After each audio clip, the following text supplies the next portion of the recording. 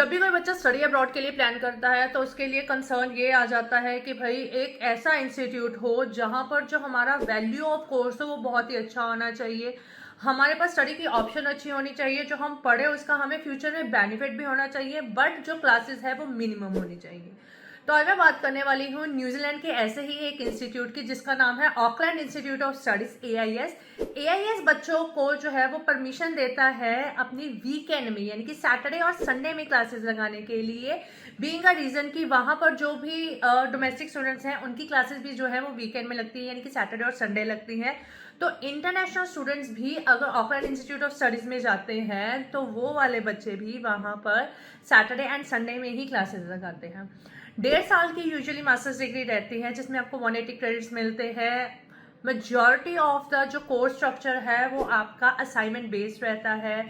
Internship की भी आपको अपॉर्चुनिटी मिलती है वहाँ पर, जिसकी वजह से आपके कोर्स का बेनिफिट आपको बहुत ज़्यादा मिल जाता है। न्यूजीलैंड में स्टडी के लिए प्लान आउट कर रहे हो, 25 घंटे वर्किंग टाइम मिल जाते हैं ड्यूरिंग द स्केड्यूल ब्रेक्स, यानी कि जो आपकी ब्रेक्स होती हैं उस दौरान स्टूडेंट जो है वो फुल टाइम भी काम कर सकता है। हाँ, स्टूडेंट्स को ये रहता है कि भाई 1.5 साल की पढ़ाई है यानी कि एक्सपेंस ज़्यादा हो जाएगा, ऐसा कुछ नहीं है।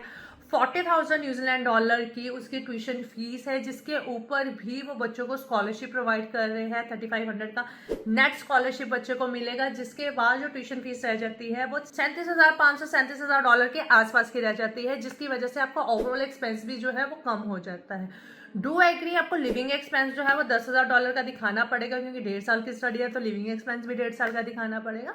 बट अगर कोई ऐसा इंस्टीट्यूट जो आपको जो है इंटर्नशिप वगैरह प्रोवाइड करवा रहा है, आपको एक्सपीरियंस गेन करवाने में आपको हेल्प करवा पा रहा है, तो ऐसे इंस्टीट्यूट के लिए अगर आपको एक 6 महीने का एडिशन में आपको लिविंग एक्सपेंस भी दिखाना पड़ जाएगा, विच इज़ मैनेजेबल, आप उसको मैनेज कर सकते हो।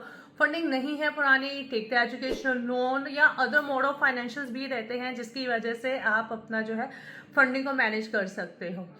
अगर आपको कंसर्न है related to the admission requirement, तो एडमिशन रिक्वायरमेंट भी जो है वो बहुत ही इजी है। 6.5 not less than 6 band scores चाहिए फॉर द मास्टर्स डिग्री के लिए, 6 not less than 5.5 band scores चाहिए फॉर द बैचलर्स डिग्री के लिए। बैचलर्स डिग्री की ड्यूरेशन जो है वो 3 इयर्स की है।